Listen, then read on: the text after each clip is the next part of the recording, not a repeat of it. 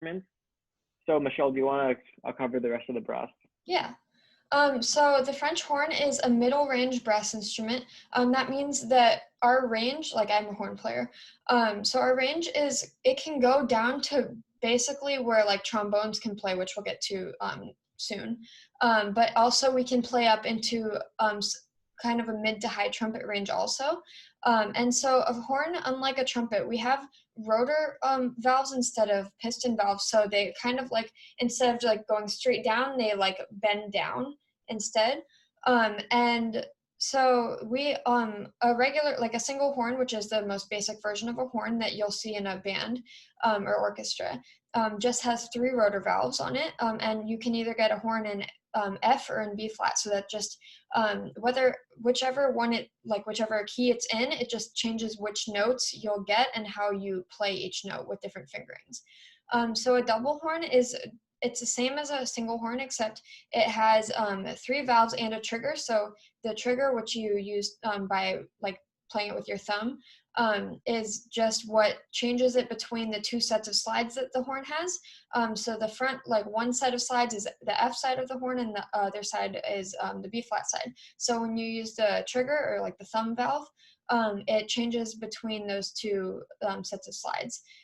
So then a natural horn is like the original version of a horn, and it had no valves. And instead of using valves to change pitches, you would just use your hand and change your hand position, and you could use different crooks in order to change the key of the instrument overall. So a trombone is one of the 3 main low brass instruments. It has like a kind of dark sound, and it's always going to be like this full sound that it has. And it is the only brass instrument that uses a slide instead of valves to change the pitches of it. So you'll see with the slide, you can like do a glissando, which is where it's like, so it's like kind of a constant like like lowering in the pitch, or you can do it like to come up in pitch also. So it is the only one that has a slide, and there are some versions of trombones that do have a little valve, like a trigger also, and it just helps with the range of it.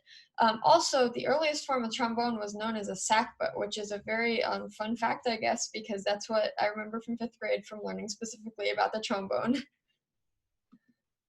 So the tuba is the lowest pitched and also the largest by far of the brass family. It has a full and dark sound, and often tubas, depending on like the level of I guess time and like profession of playing the tuba, you're originally like a student model tuba will usually just have 3 valves, and then as you get more advanced with them, they can have 4, even like 5 valves sometimes. So the tuba is by far the biggest brass instrument, and you can probably fit a small child in it, because why wouldn't you? And it's always the backbone of each ensemble. Like, you need the tuba. You can't have like just an ensemble with high brass and woodwinds, because like our band teacher always says, it's kind of like listening to a radio but with the bass all the way down. Sorry, that was really weird. The bass all the way turned down, so it doesn't like have as much support with it, with the sound. So the euphonium is a small version of the tuba, and it, like a tuba, can have either 3 or 4, sometimes more valves on it. And it has a higher pitch than the tuba does, kind of in the same range as a trombone, just because the tubing isn't as wide and it's not as big as the tuba. And it has a full sound, but it's kind of more like, it sounds like a person talking more than a tuba does, I guess. So for the strings instruments. Wait, before we move on to strings, Yes. one fun fact about the euphonium: the stem for the word euphonium, eupho, is Greek, I believe, and it means beautiful sounding. Yes. So that's where it comes from. It's a nice mellow sound. I really like it. Yeah, it kind of has a similar sound to the French horn, just like lower pitched. Okay. So the strings family has 4 main instruments. It has the violin, the viola, the cello, and the string bass, or the double bass. So the violin is the highest and definitely by far the brightest voice in the strings family. The violin, like I'm pretty sure all of the rest of the main instruments, have 4 strings. So they have an E string, an A string, a D string, and a G string. So the way that you play a violin is you hold the violin in your left hand, like kind of like this, I guess. I don't play the violin. But then you have the bow in your right hand, and you just like pull the bow over the strings, and then that causes the strings to vibrate, which creates a sound.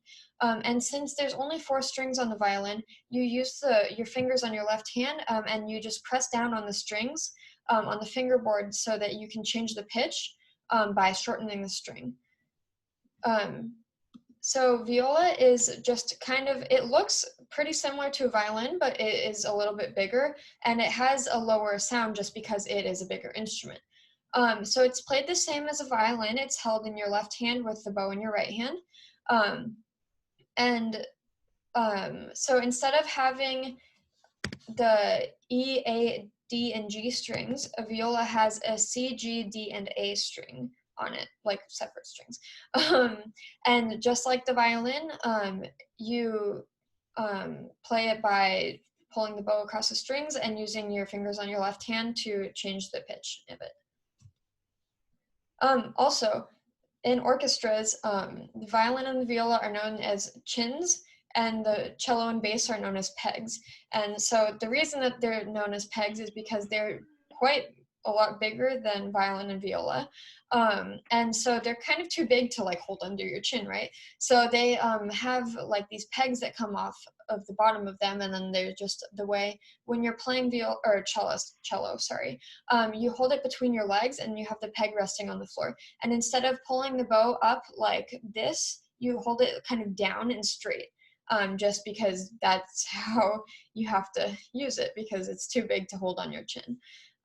So the cello also has a C, G, D, and A string on it. And it is, personally, cello is my favorite stringed instrument because it's such a beautiful instrument. And it has like this, it has kind of, like I said with other instruments, it has like a human-like sound to it. It's a really beautiful sound, and it's just, it's amazing. So yeah, I've been trying to play the cello, but my mom won't let me yet. I'm almost there, almost got it. So then the string or double bass is the lowest and largest main instrument in the strings family. It has a really full and dark sound, and it's like the tuba, it's the backbone of the ensemble, but like with string orchestra, obviously.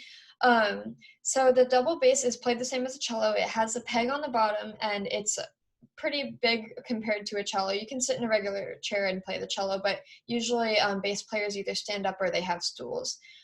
So then you play it the same way as all the rest of the stringed instruments. You use the fingers on your left hand to alter the pitch by pressing down on the strings to make them shorter, and you just pull the bow across the strings.